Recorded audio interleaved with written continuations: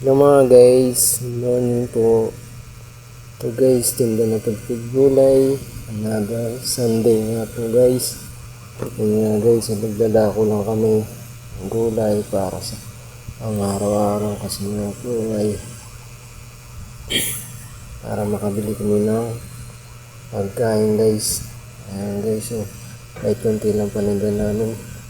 At least kahit pa paano meron kami ang binibili pagkain sa araw-araw. Kaya ganun talaga, ang tiyaga talaga, hirap ng buhay at malang bilihin, kaya tiyatiyaga lang sa lutong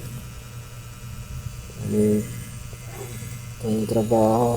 At yan guys, kahit pa paano nakakaraos sa maghapon.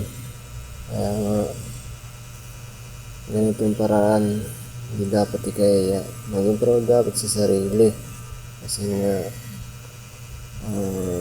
kumikita naman tayo ng tama sa ganitong paraan.